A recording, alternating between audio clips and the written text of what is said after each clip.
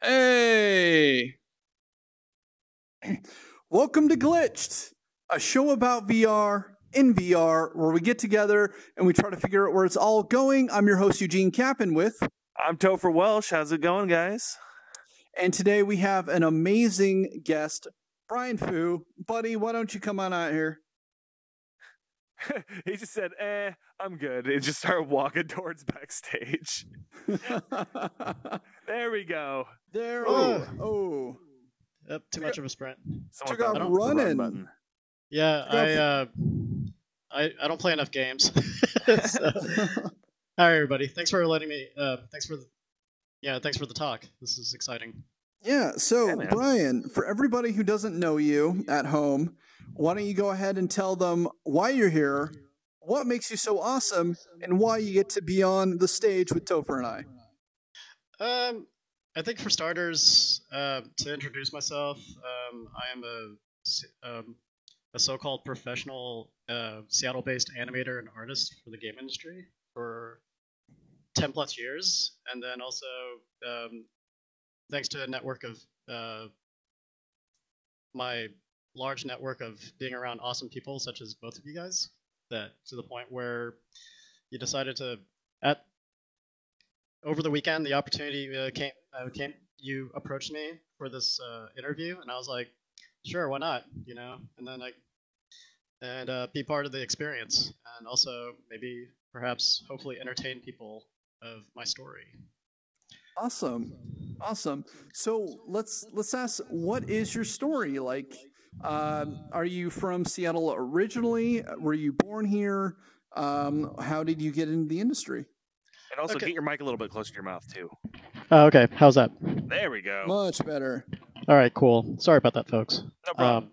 It's all good. So I happened to be born in Seattle. So my parents were, they immigrated from Hong Kong, and they were born in mainland China in Guangzhou, and then they moved to Hong Kong, and then immigrated to the States, where starting at Seattle, and that's where I was born, and then and then I grew up like half my life, in Texas and Arkansas. So and then I came back. That's a little bit different than from Seattle. Yeah, no joke. How'd you land in Arkansas being born in Seattle? Okay, for starters, my my parents, they first, they situated in Seattle, and then there was like a long story short, there was like some opportunity that my dad was like pretty open-minded when it comes to living elsewhere without a Chinese community.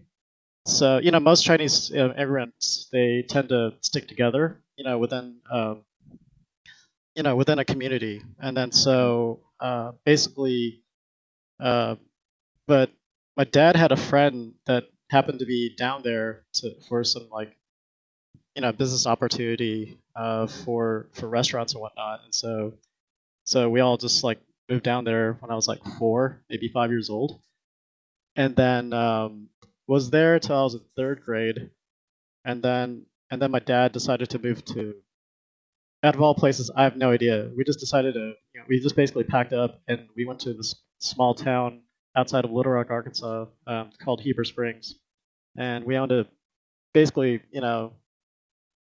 opened a Chinese restaurant. It's like pretty much every other, immigrant story. Just go Yeah. somewhere. Yeah, go somewhere that, like every place that when you go on a road trip, there's always a Chinese buffet spot in every small town. Of course. And so my family's like one of the thousands of those stories. And so it was like a small town of like, at that time it was like 3,000. Now it's like 6,000. But so, it was, it's really growing. That's still really small, though. No, it is. It's doubled in, what, how, 30 years, 40, 30, 20 years? Yeah, absolutely. So, Really but I picked was, it up. yes. So, anyways, it's a small lake town, and that's what it's famous for, is camping and hiking, fishing, all that stuff. And then I was there till I graduated high school, and then I got a scholarship to go to the university in Little Rock, Arkansas. So it's called UALR. So Did you that's like majored in design there, or? no. Actually, the funny thing is, I started out in pure science, Okay. Oh, and all then right. and then yeah. So after that, after 2 years, I didn't like it because it was just basically taught by professors on tenure, and Okay. so they were just reading off the book, and I was just like, you know what, I can do this. I can do the same thing, on my own. And plus, like, I basically lost interest, and then I jumped to management, and then I changed majors to management information systems, which is So basically. yeah. So do you have like a MBA then, or? I don't have an MBA. I just have a business degree. It's just a simple, bachelor's in business, and so did that, and then I did some IT slash network admin stuff for about 2 years, pretty similar to Office Space, Oh, nice. So So you so hated your life, and yeah, I You would. wanted to kill a fax machine for some reason. yeah. No, I didn't go that gangsta. So, I didn't go that far. I wasn't that badass compared to the the folks, the characters from that Mike Judge movie.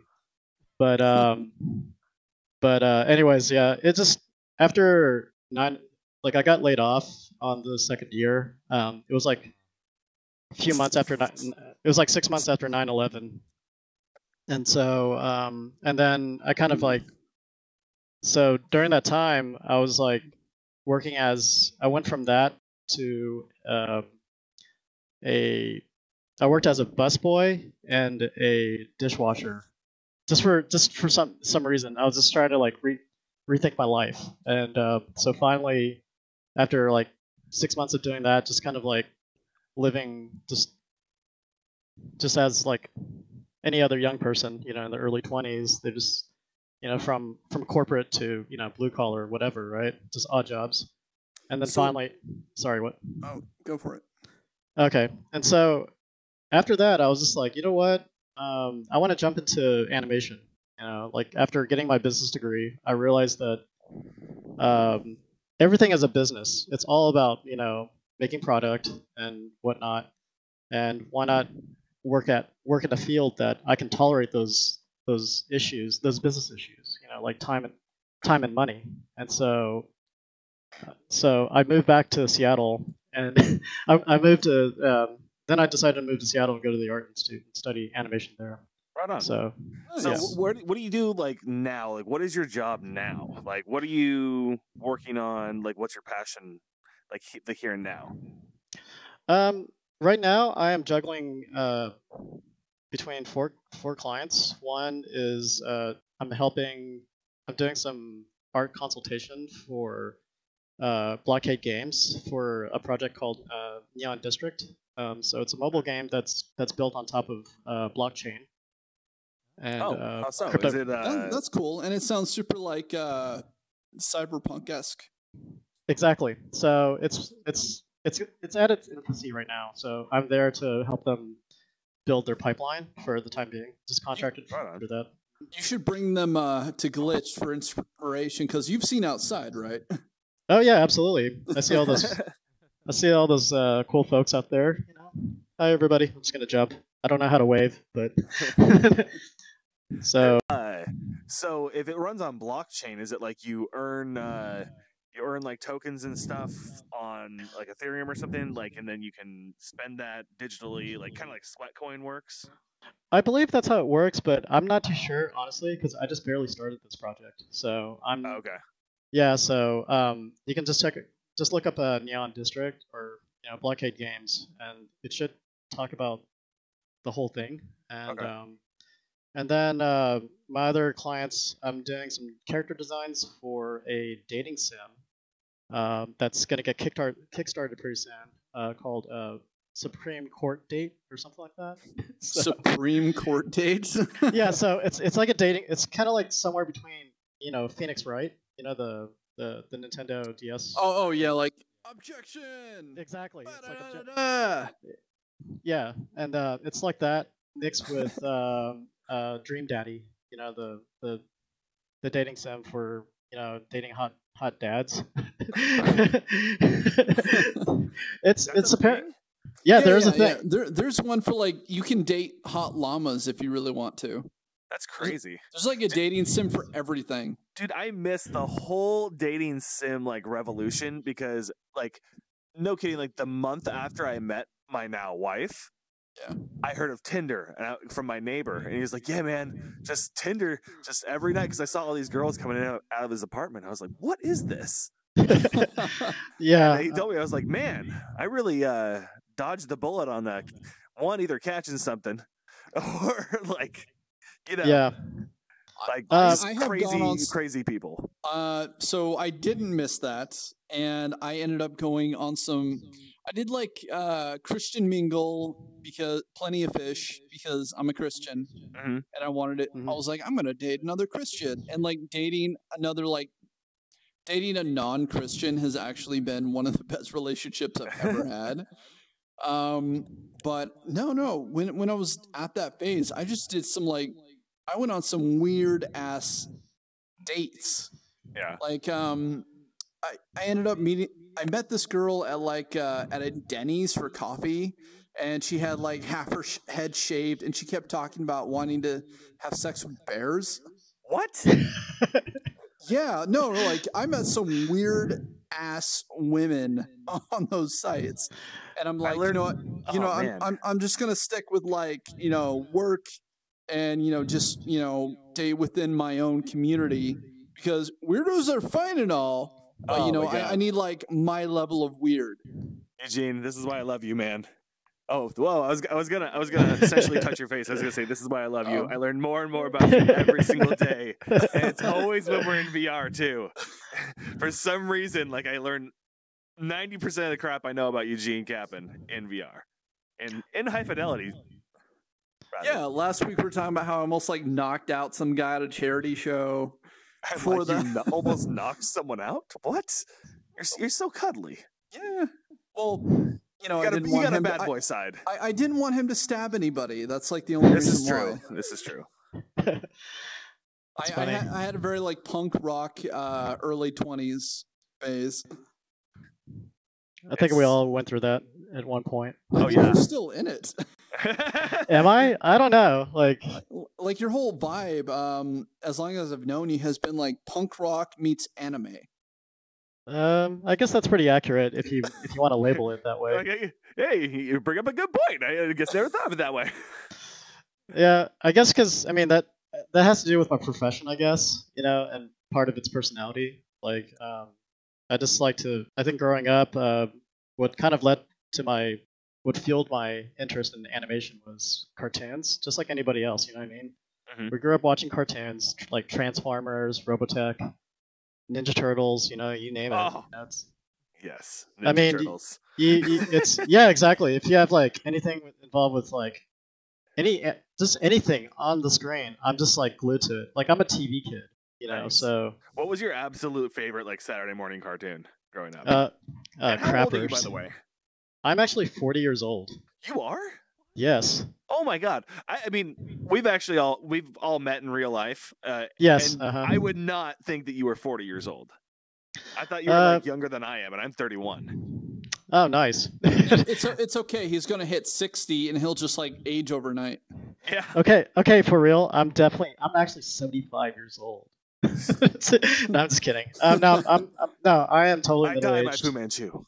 Yes, exactly. So I mean, once I hit like maybe 70, then I'll pull a Shang Tsung and just shrivel and die. I'm just like it's all just a front. At this point, I'm just a morpher. And then until my age catches up with me, and I lose control of keeping up my looks. Was that a Trouble in Little China reference? Yes. Oh, I didn't catch that one.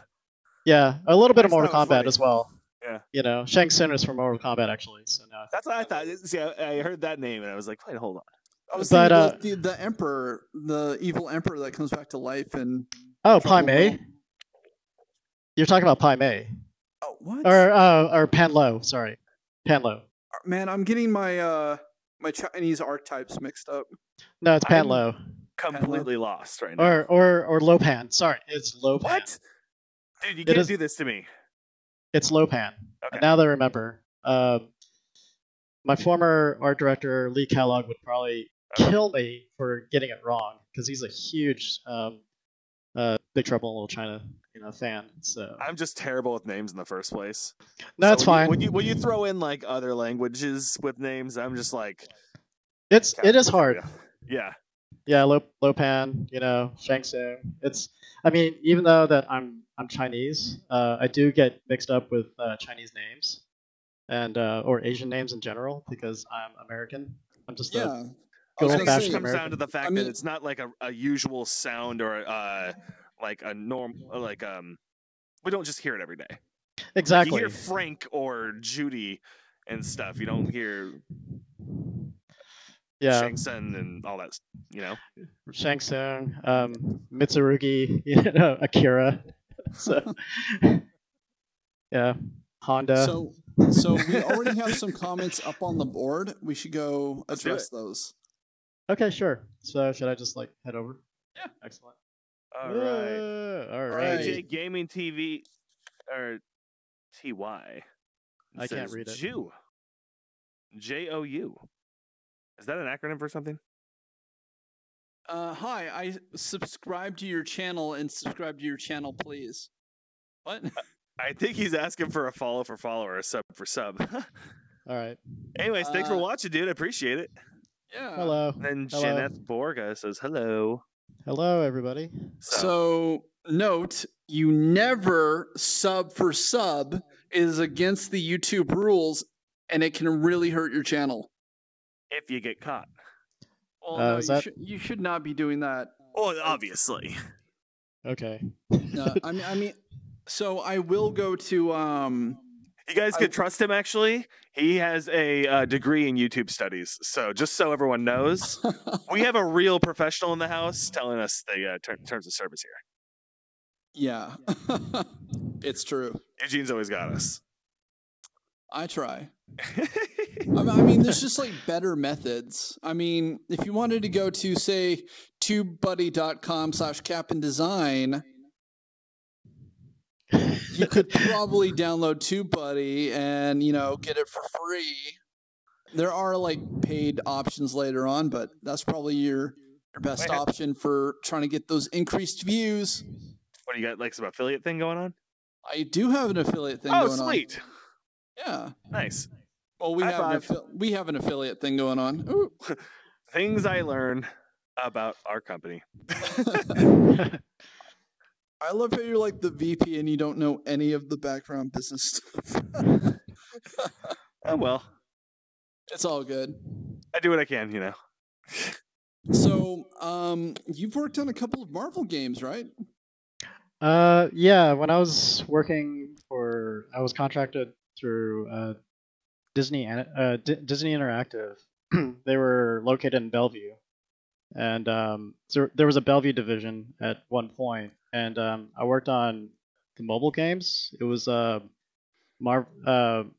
there's this one game called it started out with Marvel Tactics, which is basically kind of imagine XCOM. Okay. Imagine XCOM, but with Marvel characters. That's all it is. And it was a pretty fun game. Really good, fun project, while it lasted. And then I was part of a sequel for Marvel Avenger Alliance 2. And so that was a mobile game. It was a turn-based strategy mobile game. And so I was there for about 18 months, and it was good while it lasted. So nice. Mm-hmm. So what do you prefer to work on? Do you prefer to do 2D art? Do you prefer to do 3D animation? Do you prefer art direction, creative design, clothing? What's kind of your dream project? After I think I've been involved with the game industry for about, I'd say, 12 years now.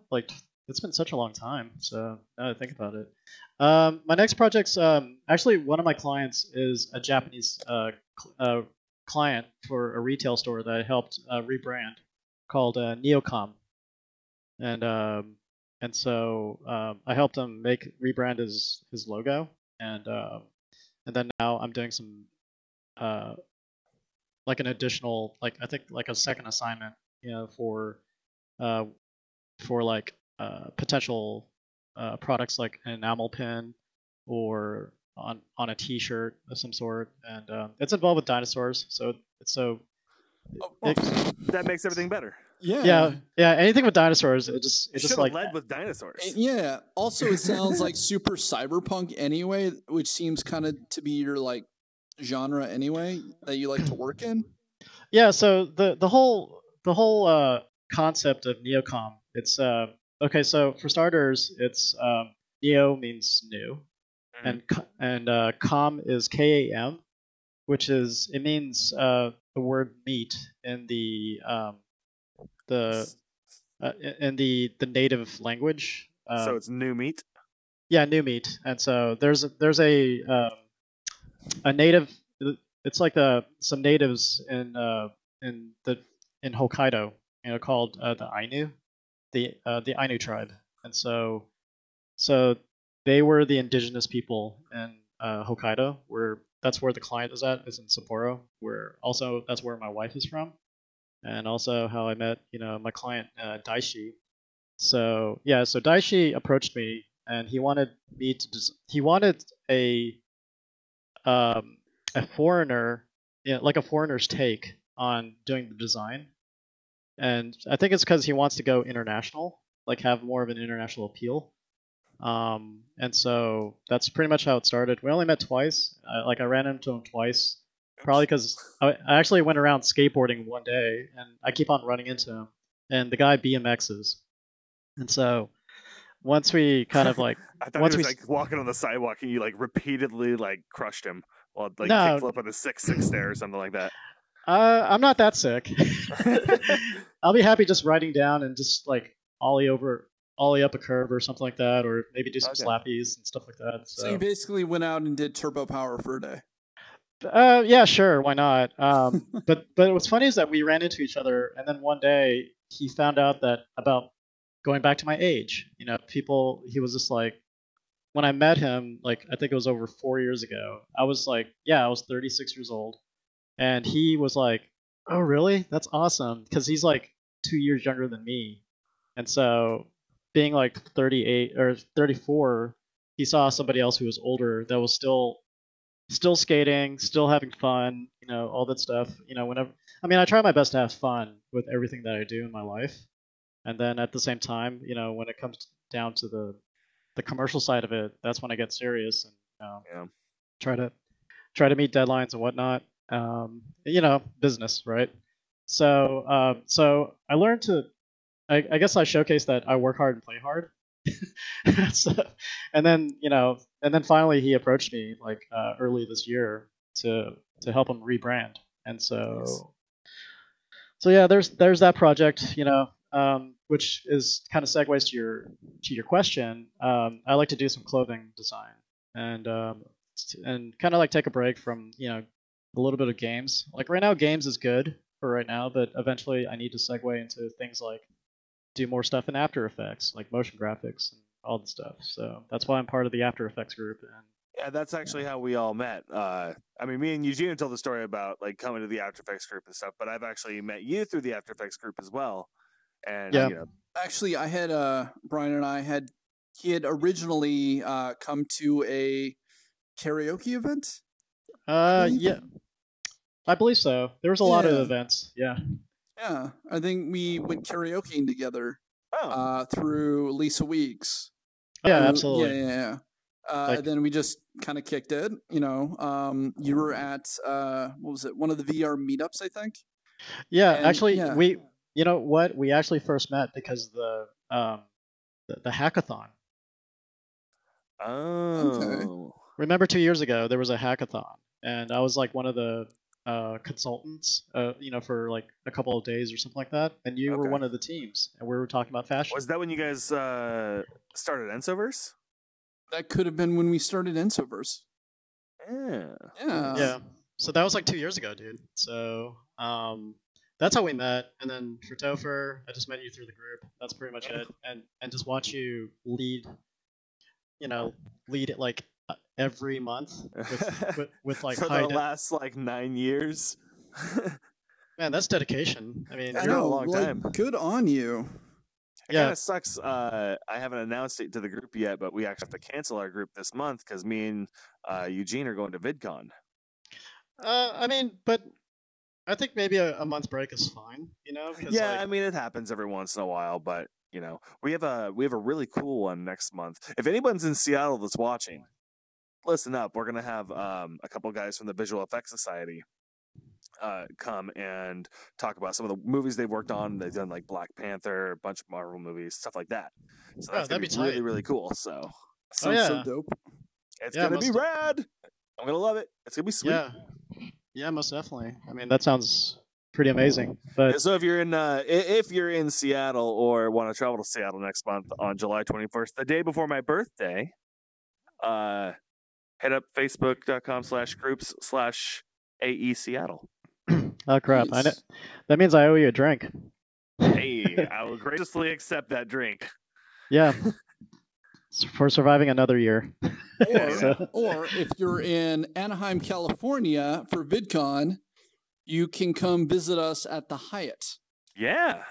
Across the street from the actual convention, where we will have a VR setup area and we'll be recording podcasts with, YouTube talent.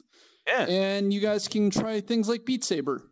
Yeah, we're gonna have a whole mixed reality setup run by the guys at not run by the guys at Live, but run by the Live software, which is freaking sweet. If no one's tried it yet, amazing for making mixed reality. But yeah, we're gonna have mixed reality set up so people can see themselves in mixed reality and film and all that stuff, and we're gonna be doing podcasts and stuff. So yeah, oh, that's always tight. So shout out to Another Reality for sponsoring that trip. Yeah, Another Reality. You are awesome. Thank you so much. We're going to have such a freaking blast. I wonder if we could throw a party in our room. Well, we're doing Airbnb, so. I wonder if we could throw a party at our Airbnb. That would be awesome. But I think there are just going to be so many, like, other parties and stuff going on. We'll talk about this out of VR. Gotta keep this on the down low. Trust me, you'll know where we're at if you're going to be at VidCon, because we'll be tweeting it and all that good stuff. All the social medias. Come hang out with us. Yeah.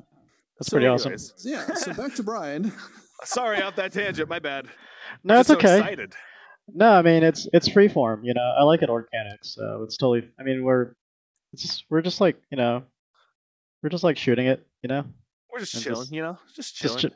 Yeah, absolutely. So let me ask you this: if people wanted to get into the industry, working on video games, how would they do it? What advice do you have to give to them? That's a good question. Basically, for starters, it's part of it's a personality thing, so you have to be very obsessed. I think that's what it comes down to. Like, you have to be really obsessive. Like, I think you use the word dedicated. Dedicated sounds less creepy. Yes, exactly. Which is why I like using it. Okay, so you have to realize that making games is hard. Period. Like, not only that it has to look right, it's got to sound right, it's got to feel right. That's the most important part is gameplay. So it's got to feel right, and have the whole experience to be immersive. And so that's part of it. But if you're gonna do on the art side, just basically, I think for starters, a really good foundation is to start something creative. Like, it could be photography, it could be drawing. The most common one is drawing. If you want to do 3D modeling and stuff like that, start out with sculpting. Like, just get some Play-Doh, some clay, and just start, understanding three-dimensional building, I guess you could say, or modification. And also, like,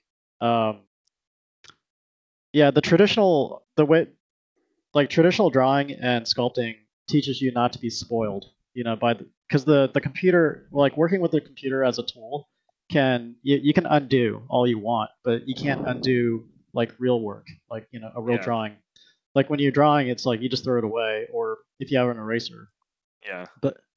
But I mean, basically just start something and then just copy your masters. So it's like if you like Dragon Ball, copy the crap out of Dragon Ball. If you like Spawn, Ninja Turtles, draw a bunch of Spawn and Ninja Turtles. It really was doesn't. Pokemon for me. I used to draw Pokemon characters all the time.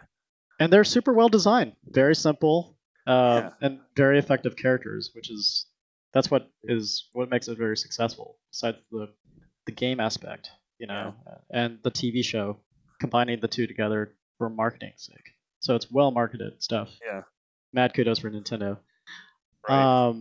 So simply put, to start creating stuff, just get yourself involved and just, I think drawing helps a lot, and eventually, eventually you'll find your niche or whatever it is, and just really, really understand yourself, what you like and don't like, and just, work with your strengths. What are your thoughts on going to college for like design and stuff like that? Do you feel that it's because I feel that when you're creative, you're kind of creative by nature, and it's really hard to teach someone to be creative if they just are striving to be creative. I feel that people that go to college have to already be creative and want to do that. Does that make sense? Yeah, totally. There's multiple ways to be successful. Everybody has a different story, correct? Mm-hmm. Like some of us, I'm a late bloomer when it comes to that stuff. When I was a kid, I used to draw a lot, but then I never really took it seriously because growing up with traditional Chinese families, they always encourage you to be a doctor. The stereotype, be a doctor, be an engineer, or all around. Yeah, exactly. So I was actually in the same boat. I'm actually a firstborn generation here in the U.S. as well. Right, I remember you told me that. Yeah, and both my parents are in the medical field. They wanted me to become a surgeon or a naturopath or something with medicine because that's what they had been doing. And I remember telling my mom I wanted to be a comedian or an artist. Yeah, and she just cried for 3 days. She's like, my son will never move out of my basement. I was like, joke's on you. We don't own a basement. There is no Alamo. Pee-wee's Big Adventure. Not for this guy. Yeah, that's funny that for my father, he just let me do back when he was alive. He passed away when I was 16, but he always let me. So when I was a kid, I used to get pressured all the time from my uncles and relatives and friends of family amongst the very tiny Chinese. It's very small Chinese community in Arkansas. There was just me and two or three other families, right? Then I've had uncles and whatnot. There was a lot of pressure, but then my dad was just he just let me do whatever I want, and as long as there's two things that you should be doing. If you're first of all, when you're growing up as a kid, you should be studying. That's pretty much what it comes down to. It's if you're not working, you should be studying. If you're studying, you can get away with it. If you can afford to, you don't have to work. But you do both. So pretty much that's what it is. And I still do that to this day. So I have my day job, just doing my freelance and whatever gigs or jobs I go for. And that stuff funds my self-education, such as getting new software, learning new tools, you have your day job to fund your empire, you know what I mean? So my buddy, my friend Andrew, he owns the cat cafe, at the local cat cafe in Seattle, and he was telling me the story of there's some times where they don't make enough money for the cafe because it's a niche cafe, right? So he does Lyft driving, to pay for his people. Hey. And so I was just because there are some times where my freelance was pretty dry because the winter, and so So I'm just like, well, crap. Maybe I'm not, respecting my empire enough. Like I'm not, taking it seriously. So I did like food delivery and all that stuff, part time while I was like learning new skills and whatnot. So that's pretty much the rule of thumb. Like, if you're Always be working, learning. always be learning, and then the job makes it easier. So. Yeah, no joke. I mean, it's not very hard to take 20 minutes out of your day and just learn something. Watch a tutorial on YouTube, or learn how to make something for dinner, or just learn something. Yeah, It's right now, Topher and I are taking the time out of our days to learn augmented reality. Yes. We started with Snapchat lenses, and now we're going to move on to Unity-based stuff. Yeah. But these days, I've been getting a lot of good clients coming through now that summer's hitting. So, but there's a few months where it was pretty hard. So, but work is work, and then just like in the meantime, just continue. Get your learning on. Well, isn't that feast and famine? I guess saying? so. Yeah, old saying pretty much for artists. You have feast, you have famine. You're going to eat really well when you get the big paycheck, and if you don't make it last until you get your next job, you're going to be very, very hungry by the time that comes in.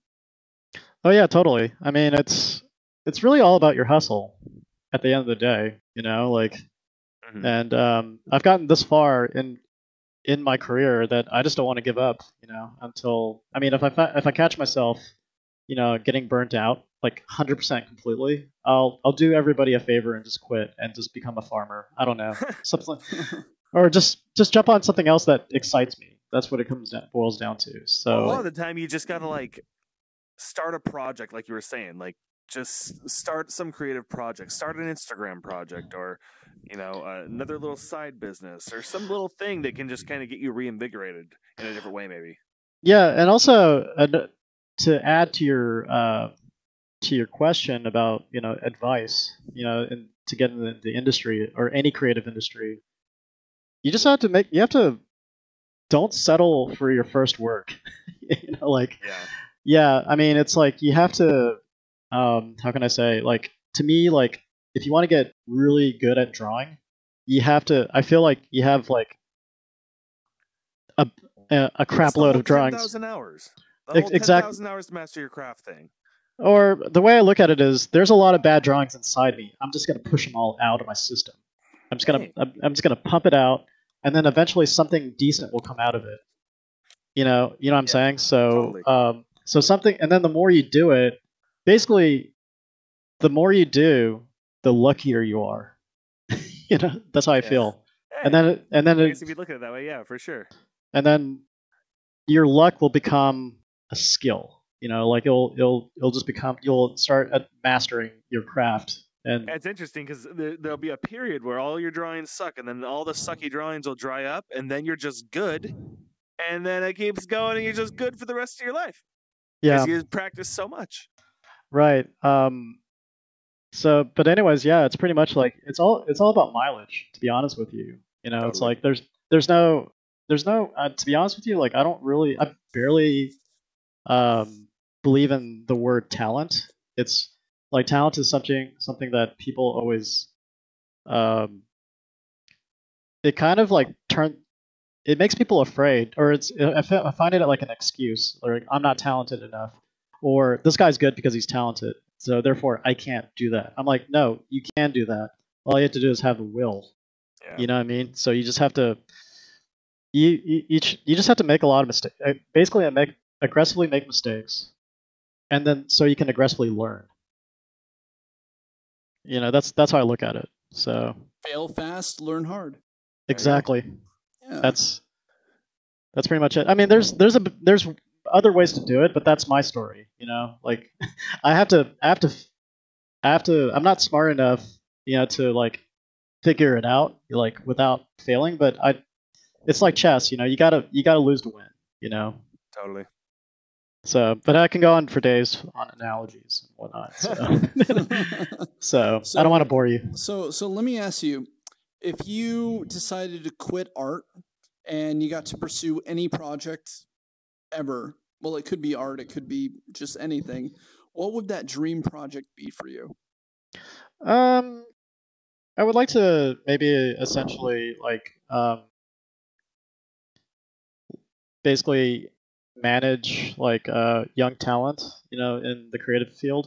It to me like at this point it could be creativity can comes in all forms. It could be marketing or advertisement, apparel, clothing, fashion, whatnot.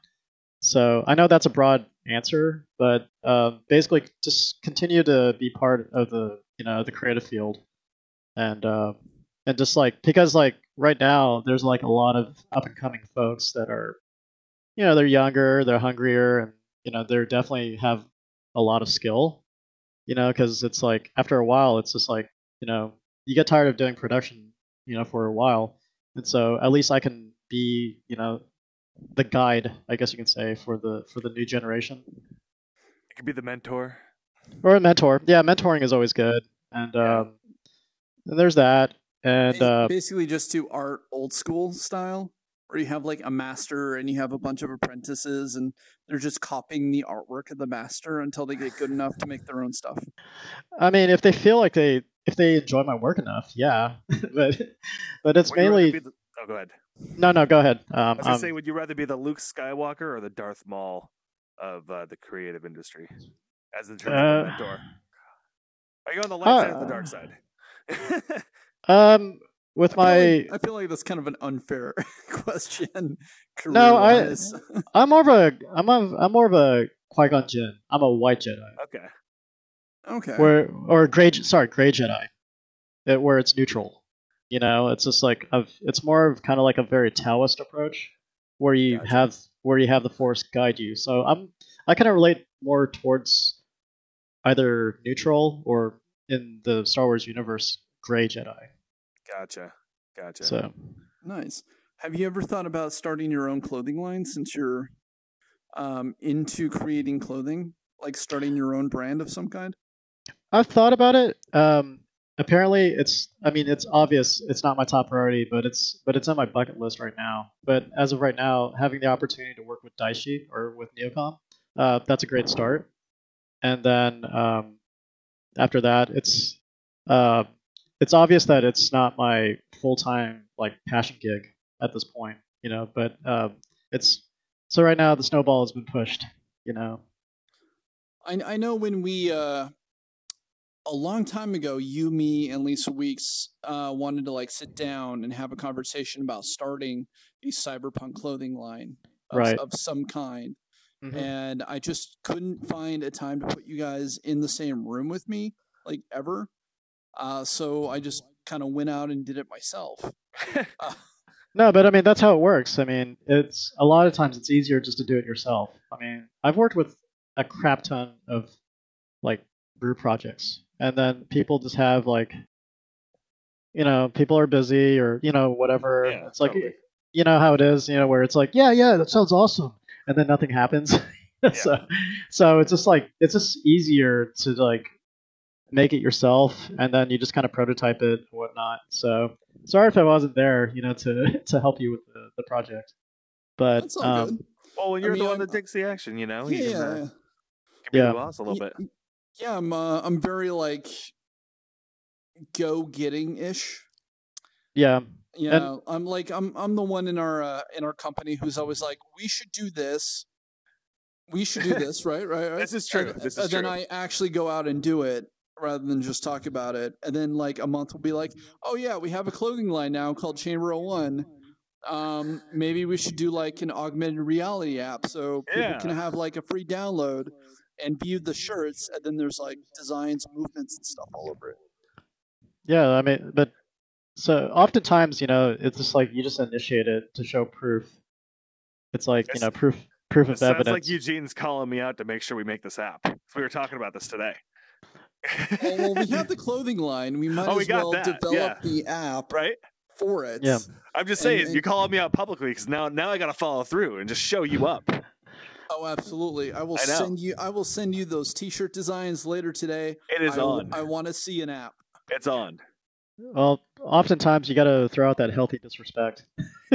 So, There's like a lot of love behind that healthy disrespect. Oh, totally. no, but sometimes you got to say it's like It's like the being tough love aspect. Yeah, it is the tough love aspect, that's for sure. So sometimes you gotta sling it out sometimes just to kick just your to butt in start the something. ass sometimes. Exactly. Like that's pretty much that's. Oh yeah, that's another one is be around healthy, around good people. So when it comes to my success in my career, adding to that is definitely first of all, I really appreciate my family and have a very supportive wife who understands me and basically put up with me. That's pretty much what it is. I mean, she was able to tolerate my crap, and but at the same time, it's just like we do. I mean, we do that for each other, right? That's what partners are for. And then I've had friends who we're kind of like we basically mentor each other. We kind of look out for each other. What's our best interest and whatnot. And so is your wife an artist too?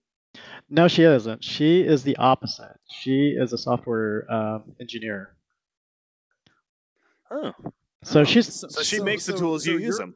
Yeah. So you're creative and she's analytical. Pretty much, yeah. She's the yin yang. Yeah, she's definitely the smarter part, the smarter half. That's for sure. She'll love to hear you say that. Yeah, I've always acknowledged her in public to let her know that she's the better half, and she's definitely the smarter one. And she's definitely the skeptic. Like I'm a Mulder, and she's the Scully. So yeah, right. I feel like the proper way to look at a relationship is there used to be a saying that said somebody's a reacher, somebody's a settler, which basically means somebody's better than the other one, but you're making your relationship work. I always think like the perfect relationship is when both parties feel like they're the one reaching. Yeah, I mean, I'm more of the opportunist to take. I'm just the risk taker, and it kind of helps being kind of dumb, like you have to be dumb sometimes to to take the hits, I don't know. That sounds really sadistic to say, but it's like I'm afraid. I think that's pretty much what art and skateboarding has taught me is that it's okay to fall. You just have to get back up.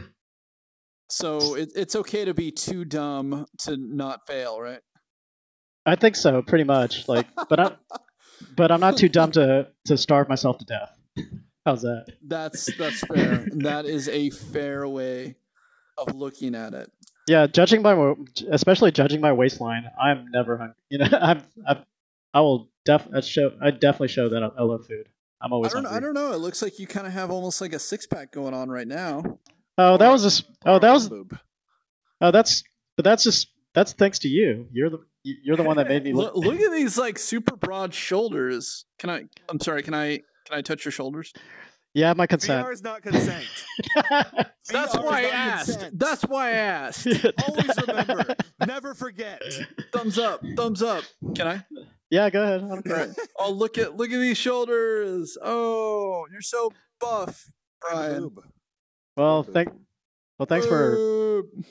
for making me look. Consent for you to touch his boob. I just pointed.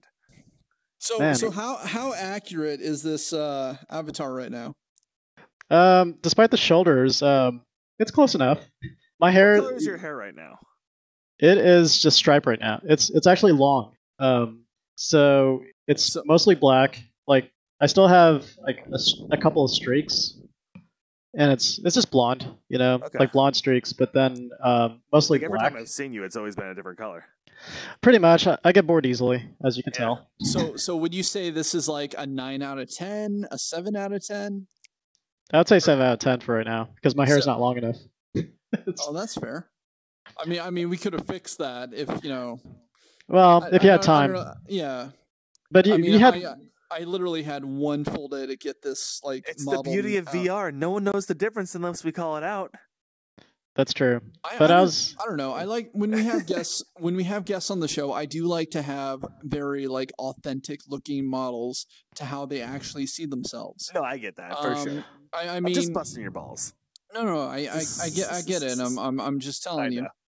No, but this is But I do enjoy like when guests have their own avatars that they bring in because that reflects their self-image. Mm-hmm. Yeah, unfortunately, I didn't have one. That you suggested one from Snowball characters. It was like Dr. Evie Powell's Epic Snow Day Adventure game. Who was Yeah. a guest earlier this season, actually. Right, Yeah. exactly. And I was actually And- I was pretty stoked that she used one of the characters. I think that was one of her favorite characters that she used. and you were the one who made those characters, right? Yes, I did. From concept, to 3D model. So Right on. Cool. and What's your rigged. what's your tool of choice for that? Maya. Nice. Would you so as far as like becoming a modeler for virtual reality, would you say Maya is probably like the choice tool to use, or is there something else you would recommend? It could be 3D Studio Max. Just both. I'd say it's either Maya's it's a pretty common practice amongst the gaming industry and also even in film. At least in the West, Maya's predominant because it's a highly sophisticated reference editor.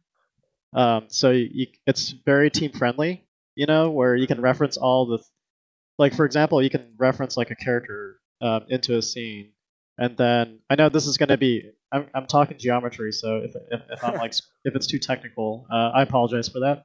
But anyways. We're all kind of nerds anyway, so.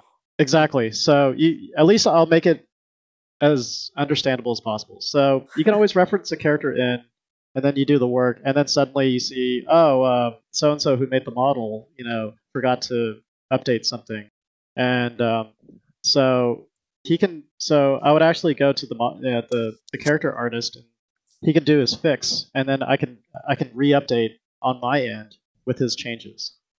And so I know that 3D Studio Max does that, but with Maya, that works with rigs and weight information, and whatnot, and animations. What are you doing?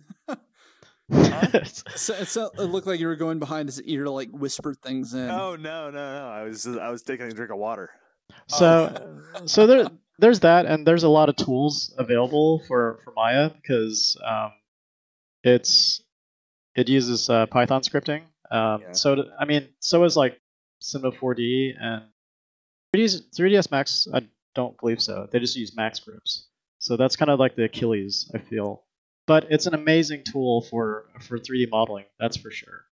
Especially for hard surface modeling. Like the workflow is better than Maya.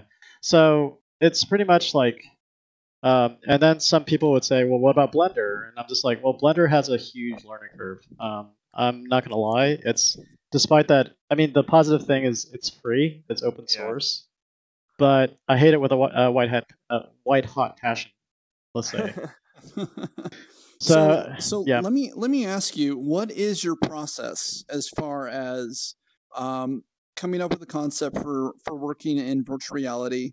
Like how long do you spend on art? How long do you do pre-work? How long do you spend modeling? What's your process for like building people versus building buildings, and working with other people to actually make them work inside of like Unity or Unreal? For my personal experience with the snowball project, I basically handled purely on the art side. I did not touch Unity at all. That's all through uh, Evie's part. Um, on Dr. Powell's side. She's the person that she's like the ultimate person to handle the Unity side of things. And so that was the agreement, was I just focus on the creativity side, content creation.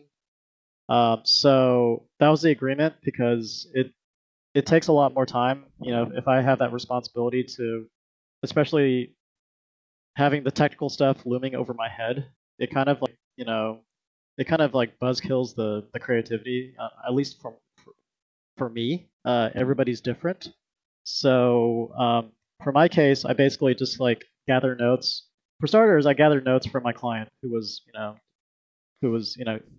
Dr. Evie Powell. So she basically just gave me a rundown of like the name of the characters, what type of characters, whatnot, and just gather some notes of like the description of each character, and then after that I start just drawing a bunch of characters, and until she was just like, "Oh, that one looks good." I'm like, "Okay, I can stop," and then I start creating it.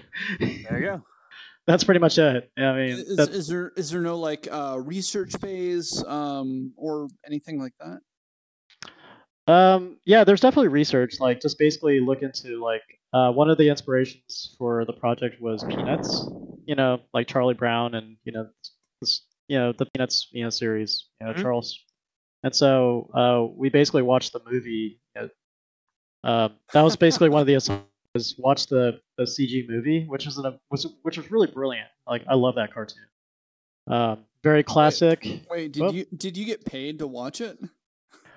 I think that's part of it. I mean, but even so, I just did. I got my own copy, and I mean, it was like we basically had that in the background while we were working together at Commotion Labs, when we're like sessioning our work, So we just had. So that was actually one of the things was research, whether it's in the studio or not, and then just basically just kind of like basically get the feel of the aesthetic. I know that doesn't sound really technical at all. It's very pretty much super creative, very loosey goosey approach. But that's pretty much my initial side, is to try to have fun with it, be familiar with the characters and all that stuff that I'm creating for for the project. And so how does that differ from like a more traditional pipeline structure? Traditional pipeline of gaming, or of like game development. It's pretty similar, but the difference is that the player is going to be immersed inside the game. So that's the different story. So it's kind of like games is basically interactive storytelling. VR and AR is interactive story living. Okay. So I would agree with that. That's for sure. I mean, that's a different like experience when you have a VR game versus like a regular console game. Yeah, absolutely. And so, like, I do hand-keyed animation, so it's basically just like, where you basically like you watch the little thing is keyed. Yeah, exactly. Like every motion is keyed and all that stuff, and it's all hand-keyed is what they call it. But I think to achieve natural motion, mocap is the way to go, because it's a lot more cost effective, especially time wise, for development. And there's actually a hybrid approach where you basically do both traditional hand-keyed 3D animation and mocap. So you basically take the mocap and all that information is done for you, and then all you have to do is modify it. Like hand key the exaggeration of the motion. For sure. Through a animation layer technique. You can always look it up. So that's what the internet's for. Is there a VR property you would really like to jump onto? I know that E3 just happened. A bunch of new games just got announced. Are there like any titles you'd be like, that is the one I want to go work on? I would love to work on Death Stranding. Yeah, that was really interesting. Yeah, Hideo Kojima's Death Stranding looks phenomenal. It's insane, and I'm plus like I'm a Kojima fan, definitely. Like, I love the Metal Gear Solid series, and I like Zone Enders, the classics, whatnot. So it's such like every trailer that has come out just leaves me more and more confused. I'm like, what is this about? Well, that's how it seems like he's just a delivery person. That's what it seems like. He delivers things like by any means possible, and sometimes they're like humans or like babies or some weird thing. Like, what is this? It's kind of like the future. Like that's the side job. You know, it goes like intergalactic or inter sci-fi, interdimensional. Yeah, like- Intergalactic Uber Eats. Pretty much, yeah, exactly, yeah, or just Uber. God, what was it? Postmates. It's basically Yeah. scientific Postmates. Like- Like the first one I saw, the first trailer I saw, it's like him standing on a beach and he has an umbilical cord attached to a baby that somehow spawned out of his mouth, and there's like dead fish everywhere, and Right. he's like his whole body is going red, like he's having an allergic reaction to shellfish. And then Yeah. like the second one, he's Well, like on a beach. yeah. And like the second one, he's like in a cave, naked still, Mhm. and like these like invisible animal footprints are like hunting him, but it can't like see him for whatever reason. But Yeah, can see like this package, and then this like woman shows up to like make sure he doesn't, make a sound, and I'm like, what? What is this about? Yeah, I mean, Ah! but that's what Kojima is good at, is teasing the audience, and and also as you can tell, there's a lot of famous actors like Norman Reedus, and then the actress from Bionic Woman is in there. Oh. What's her You name? know, I forgot her name, but From Bionic Woman. Yeah, Exactly. Yeah. Was that a CW show about a girl with a bionic arm or something like that? No. It's basically the $10 million Man redone for like an early '90s, late '90s audience. I feel like that didn't get renewed for a second season. Lindsay Wagner. Lindsay Wagner. Oh, excellent. The original Bionic Woman from the 70s, 80s. Oh, she's the original. Yeah, so Bionic she's the Woman. original. So they basically made a young version of her in the game, and Okay.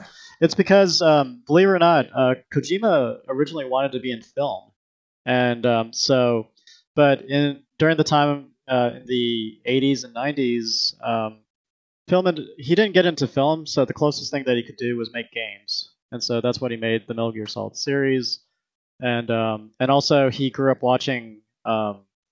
He was let me tell you this. You know how there's like Japanophiles, like Japanese otaku, Oh yeah. or weeaboos or whatever they call it. I was gonna say, Yeah. I wasn't sure if that was like if that's a bad term or a good term. So I didn't say it. It's kind of loose right now. So it used to be a bad term, but then people started owning it. yeah, Okay. pretty much. I mean, Yeah. I'm not gonna lie, I was a weeaboo until I went to I visited Japan. That's where I broke that weeaboo virginity. So I finally went to Japan. I So thought but weeaboos were wait. non-Asian people that are into Asian culture. I think Who are into Not- otaku culture. non-Asian Asians can, which is me, can be, because I'm Americanized, right? Mhm. I could be a weeaboo. I mean, because that's pretty much what it's just like outside the country. I don't even know what otaku is. It's basically like the Japanese word for fan. Oh, fan- okay. fan or nerd. Yeah, so somebody who's like really into anime and idols and that sort of thing. Gotcha. So imagine, but his case, it's the reverse. He was an American otaku. Like he loved American pop culture. Like he used to watch. It's in his interview, actually. His recent interview at E3 was that the reason why they chose the actress from Bionic Woman was that he was a huge fan of the series. He'd watch it every day or every week, and also in the 80s, a lot of Japanese young folks would watch stories about detectives and doctors and whatnot, or something that's more on the soft entertainment, relatively softer passive entertainment, like a detective or whatnot. But he was like really big into Rambo, and he used to watch Chips. Like he wanted to be Ponch. Like he wanted to be riding the motorcycle down down the highway in L.A. fighting crime. Brute force style. He used to like. I mean, he just loves like Predator. All these any Schwarzenegger film. Stallone, like Cobra. Oh yeah. So Oh man. I feel like if he was our age, he probably would have worked on like Kung Fury. Exactly. Like he would totally work on Kung Fury. Like he actually did enjoy Kung Fury, a lot. So, but anyways, yeah, that's what that was his inspiration with, especially the Metal Gear Solid series. Like Snake was inspired by uh, Iroquois Pliskin from or Snake Plissken from Escape from New York. Oh, okay. So there's a resemblance right there. So he was like I always saw that resemblance. I didn't know it was actually inspired. Kurt Russell, a little bit of that, a little bit Yeah. of a little bit of Predator in the earlier phase. Rambo, definitely a lot of Rambo. But anyways, I can totally see it now. yeah. So anyways, he's always been like a huge American fan. Like he loves American movies. Like when you watch his press interviews, he's always talking about like. I remember it was him. One year it was like between him and the guy who created Resident Evil, Shinji Mikami, and they were just like instead of like answering questions, they were talking about the latest episode of Lost. So it's like, oh, what about that smoke monster, and then blah blah blah, and it's like, oh yeah, I don't know what's gonna happen, and so they kind of ignore. They basically like I think they were just tired of of just doing interviews, and they just want to shoot the shit. Like they just want to get together and just have fun. I love interviews that have like two celebrities who are fans of each other. Oh yeah, totally. It's like two 500-pound gorillas. Oh, kind of. One of my favorite instances was on one of the very early Nerdist podcasts. You had the guy who played Winger from Community, Mm-hmm. and then you had the actor from Shaun of the Dead. Nick Frost or Simon Pegg. Yeah. So they're both like on this panel. What? Which Simon one? Pegg. I said Nick. Okay, I said Nick Frost or Simon Pegg. You're like, yes. Simon Pegg. Okay. And so they're like on this stage, and they're just seriously geeking out. Like they were both fangirling over each other. It's hilarious awesome. to watch. Oh, one of my favorite interviews was between Hayao Miyazaki, from Ghibli, Mm-hmm. and Mobius, the French comic book artist, the late Mobius, French comic book illustrator, Mm-hmm. and it's basically just like because they influence each other completely, and so there was this interview with the two of them together, and it's just basically them, they're basically following. It's like a tennis match between like, no, you're awesome, no, you're awesome, no, you're really awesome. If it wasn't for you, I would never be where I'm at in my career. No, it's the other way. I beg to differ. It's the other way around. And so you know what I mean. So it's just like that's what it was for at least 30 minutes. So That's funny. Yeah. I have the same thing, but only the opposite with Seth Green. Oh, do you have a total hatred for Seth Green? Yeah, I met him. He came off as a complete douche.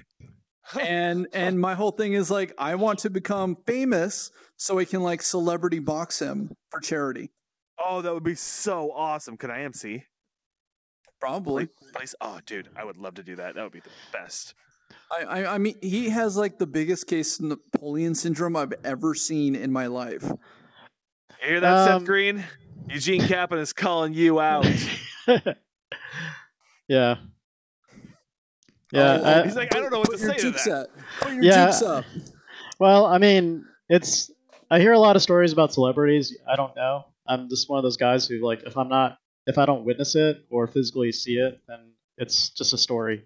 That's pretty much how I look at life. Life is just full of stories. You just choose to believe it or not.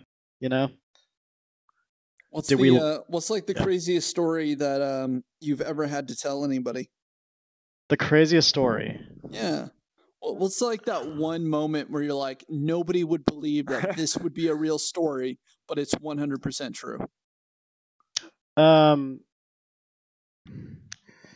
don't know if it's believable, but recently I've had I was like driving and I parked my car, and I have like a black Mazda 3, and so suddenly there's this guy who just suddenly just entered in my car, and he was still staring at his phone, and I was just like, what the frick are you doing? Except I didn't say frick or what the fudge. Except I did not say fudge. It's okay. And- You get one, right? You get one you per get one. episode. And well, okay, so I'll get that one. It's just like, what the fuck? You know, it's just like, and he was just like, Yes.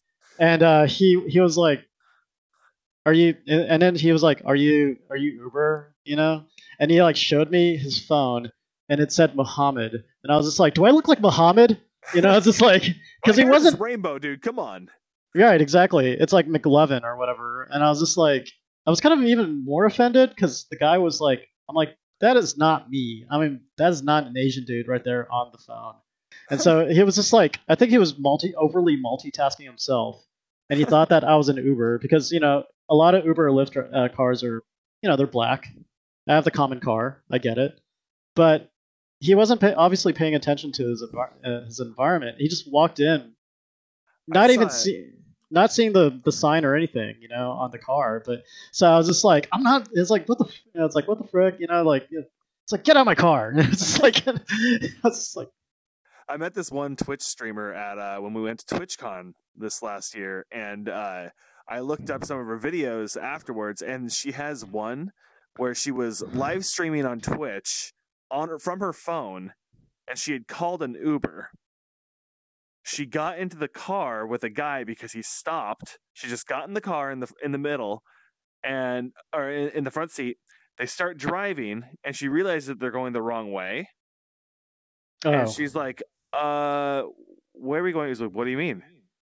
And he's like, she's like, are you Justin? He goes, no. She goes, oh my God, let me out. He picked her up because she thought she was a hooker.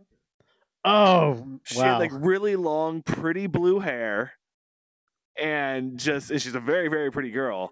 And so the guy just pulled over because he wanted to, get some, and she just jumped in the car. No questions asked. Always check your Uber drivers, people. Who Yeah. was that? Especially you girls. Gotta Who watch was out. that? Crazy people, man. Like, what was the name of the streamer? I can't remember her name. I met her when I met Ice Poseidon went on the floor. I can't remember her name though. I looked it up a while ago, but it was a great story. Yeah. With I good mean, morals. Well, I mean, the moral lesson is just make sure to double check your facts and also unplug every once in a while, especially when you're in the real world.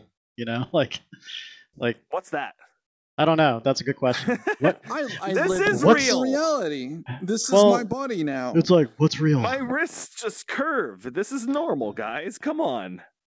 I'm walking through you. Oh. This is the part of the show where we dance and we just do weird stuff and phase through each other. Anyways. Whoa. Are All you whoa? Are you a almost got on your ghost? shoulders. Are you a ghost? You were trying to itch some itch earlier that I'm not sure. I'm really worried that you didn't get it because your body was freaking the hell out and you're like, I got itches. Well, the name of the show is Glitch. It would be This weird is for true, not right? to not glitch out every once in a while. Yeah, definitely. Most definitely. So But I think it's about time. Yeah, we should do that some we, audience questions. Yeah, we should do some Yeah. audience questions. We have about 20 minutes left. Yeah, so Okay, if you sure. guys want, we usually drop these globes over here on the side, but the gears are broken and, they just got stuck. So if you want to ask a question, come over here and whisper it in my ear. Or you can just talk out loud. It's totally fine. Or we can get some help from somebody who works at High Fidelity. Oh, thank you so much. All right, there we go. We actually do have one. So come on, guys, step right up to the mic. Ask us any questions, and then start with your name and where you're from. where should I stand? That's perfect. You're perfect. All right. Perfect. You're beautiful, just the way you are. As long as you are within the audio zone, you are good. Okay. Audio zone. Yeah, I don't want to dark flavor it. So Oh, is that Hey. Rob Awesome? I love Rob Awesome. Oh, dude, it made the microphone all lower. You're gonna have to get on your knees. Or shrink Is he- down. Or shrink down, yeah. Is he adjusting? I don't know what he's doing. Do you have a question? Oh, he. I think there's a reason he was turned around and then he phased away. He's like, don't look at me. Please don't judge me. I'm fragile. All right, Tiny, also looking Rob Awesome, anonymous. You should come over and ask a question. Oh no, you're taking a knee. Taking a knee. Does anybody have any questions? Jump on up. This is your time to shine. You're killing me, people. Flame All right. Solace. Hey, well, you're welcome for getting these down. Actually, I do have a quick question. You mentioned back before that you first started out working on, was it a bachelor's degree with computer science, and then you went to information systems, or? I started out the first 2 years studying computer science, and then I realized that it wasn't for me, and plus I got bored with it. So it was like the harsh reality, the realization that I wasn't Yeah. like nerdy enough to get, or not obsessed, to get involved with it. Was or it? dedicated. I was just mostly wondering, like, what subjects mostly created the problems for you, because in a weirder way, it's sort of the same boat here. It's mostly the math. I felt a little bit of mathematics, and like it's because I know plenty of people. There's a few programmers that I know are not. They don't have the best math skills. They just happen to enjoy, programming in general. So I think that's another one too. Is that, I mean, ultimately, I just didn't have that passion anymore, towards programming. But this was back in the late '90s, so. Yeah. And so this was like C++. It was like just regular C, Yeah. assembly and all that stuff. But nowadays you got like C# and you have Python, which that's what my wife does, and that's supposed to be a great start to understand the fundamentals of programming. I know it's a scripting language, but at least it's kind of like the gateway drug, to get into programming. Yeah.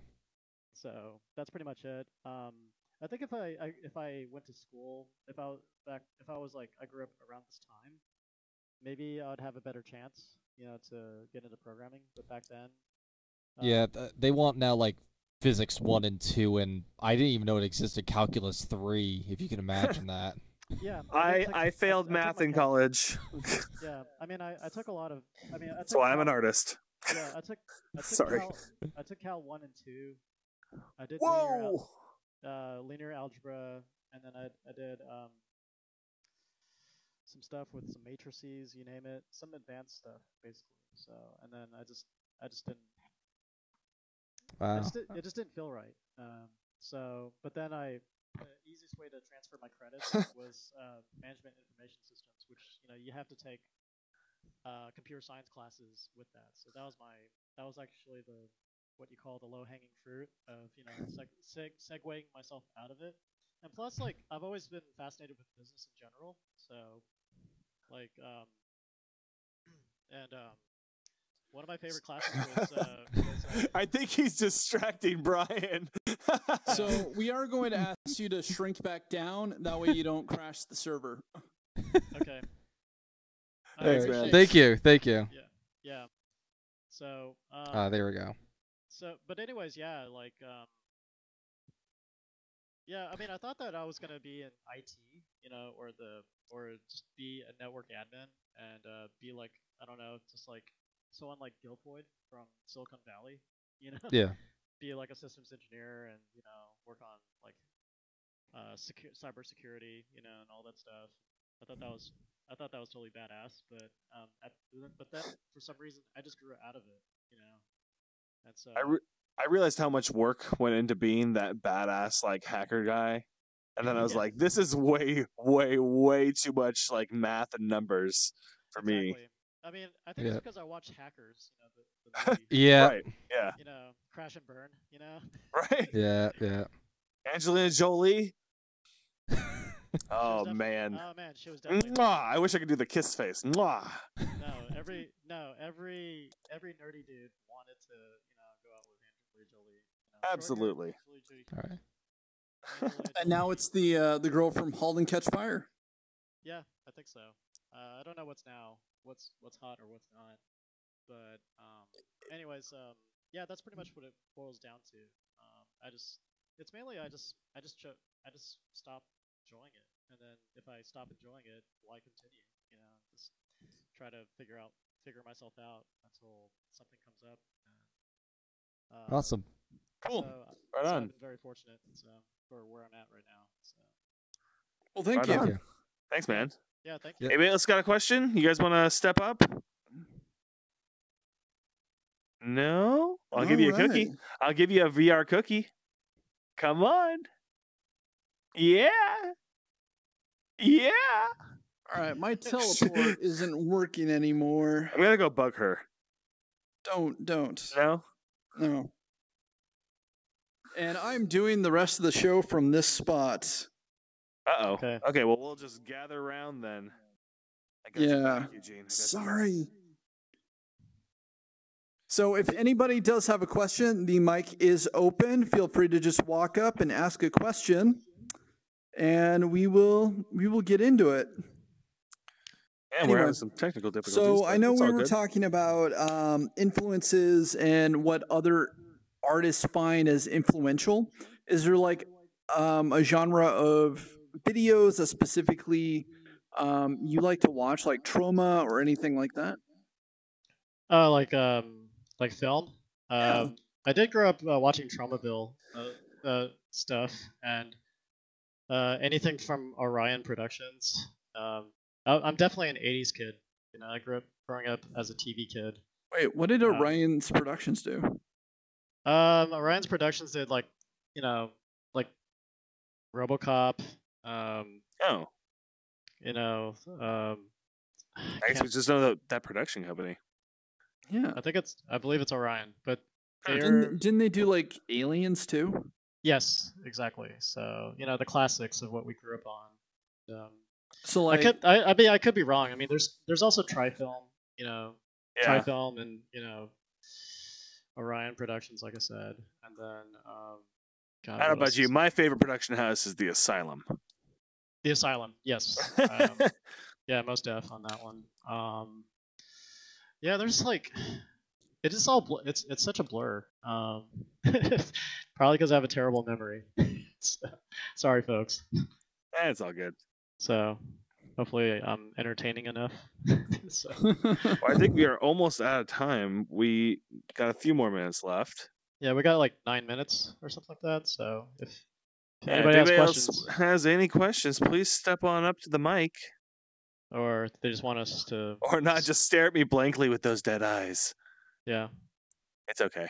That's okay. We still love you guys. We do have a project to plug that that's going That's to right. Steam. That is right. Yeah. Are you talking about Proxima B? B?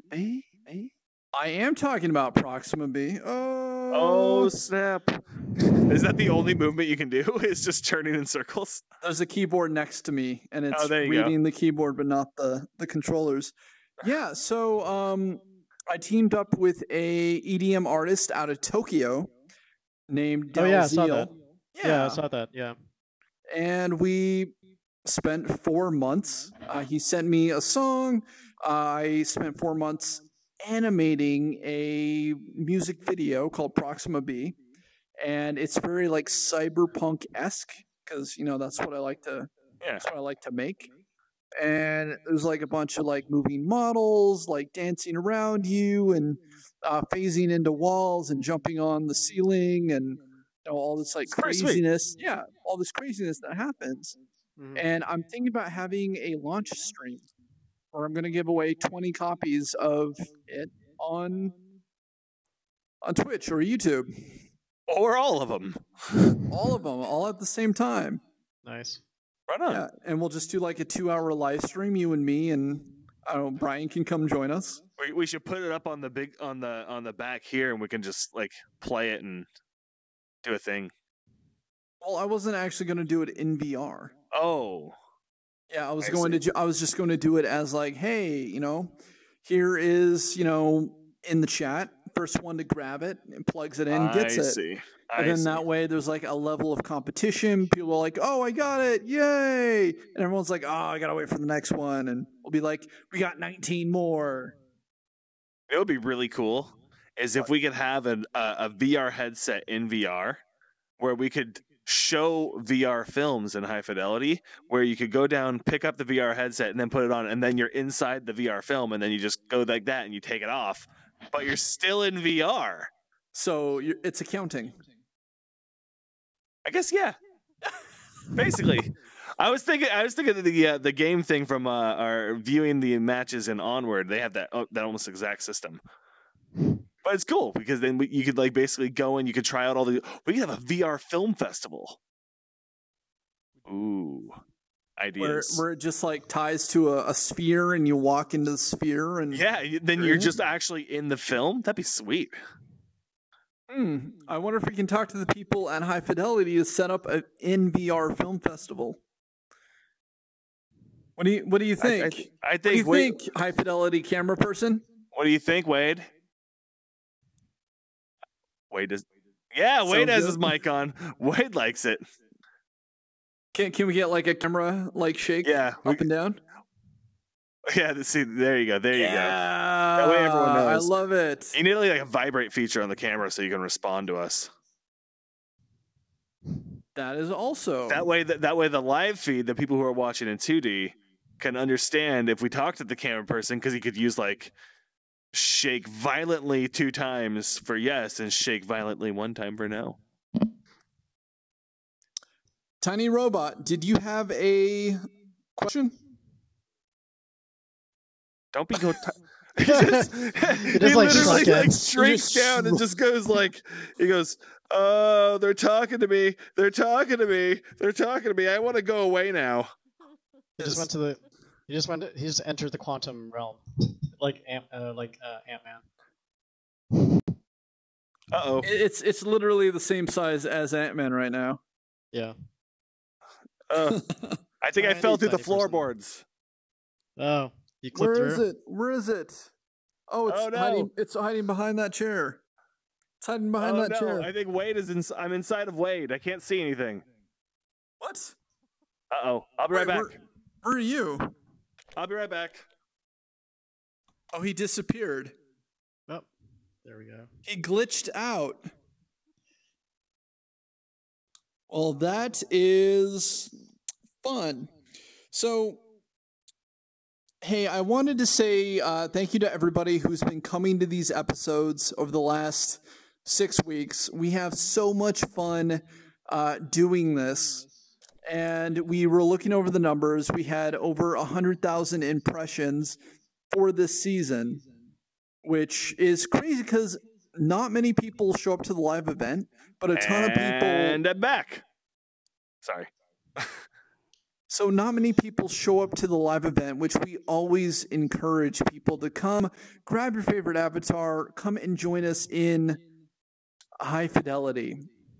And it's free. It doesn't cost you anything. And we love doing this show. It's so much fun. With this being our 6th episode of the season, that actually ends our season. Ends season 3. Really? Yeah. Wait, so seriously, how many episodes have you done so far? So we do 6 episodes a season. Oh. So we've done 2 seasons on High Fidelity. In our first season, we didn't get our 5th episode, so we had 4 there. So we are how many episodes deep now? 6, 12. How many artists does it take 18. to do We're math? 18 episodes deep. Sweet. Yeah. I'm terrible at math. I told you I failed it in college. But you know what? Doing joking. the show got us as a headliner at VRLA. Woo! And we're going to VidCon this next week because of the show. Double woo. And if it wasn't for amazing people like you guys coming and watching the shows, we would not be allowed to have sponsors to be able to put on this programming. I mean, without High Fidelity sponsoring the show, we would not have been able to build this glorious domain, cyberpunk domain, Topher and I would not have these just killer avatars, I know, and right? we wouldn't have the time to build people like Bryan their avatars. Yeah, thank you very much. That's for sure. Yeah, It's quite the experience, being in the virtual. And this is actually the first time I've been interviewed. And then it's the Really? first time, yeah, seriously. Like I've done talks at schools and all that stuff, but never, an interview. So I'm pretty honored and highly flattered, to be, part of this, I guess you could say, revolutionary way of interacting with, folks. Yeah. You know. A lot of people don't know this, but because High Fidelity ordered our show, this is the first in virtual reality talk show to ever be ordered by a network. I mean, there was the Foo Show, which was publicly funded, and then there was Gunther's Universe, which was an indie a show. But thank you so much for everybody who has been watching this show over the last 2 seasons. Thank you, guys. We thank you. hope to continue on. We do have some discussions to go do. And Bryan, where can the people find you? You can find me on. You can check out my website at bryanfu.com, and then also my Instagram is Bryan with a Y, BRYAN underscore FU, nothing personal, and underscore. That's my handle, and then it's the same, with my my Twitter. So, but if all's failed, just go to my website. It's Bryan bryanfu.com, and I'm pretty sure if you Google Bryan Fu, you're probably one of the top ones, huh? yeah, pretty much, because I have a fairly unique name, so Nice. Awesome. it kind of helps that way. So I thank my parents for that. Topher, if you had one place for the people to come and find you, where would that be? That one place would be Instagram. Come find me on Instagram. toe__fur. Cool.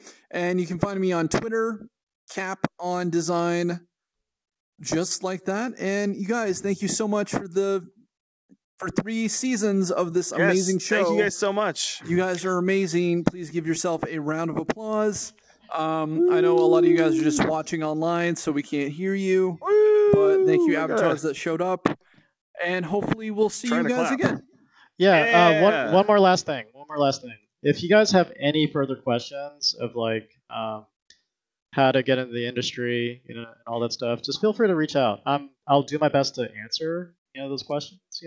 I've had every once in a while, emails from like all walks of life. So if you have questions for anything, don't be shy. Feel free to hit me up. All my info is on the internet, so anybody can double last thing. Check out if you want more glitch, check out the audio podcast. It's on iTunes. It's on everywhere that you listen to podcasts. So make sure you check that out as well. Okay. See you. All right. See you guys. All right. Bye. Whoop.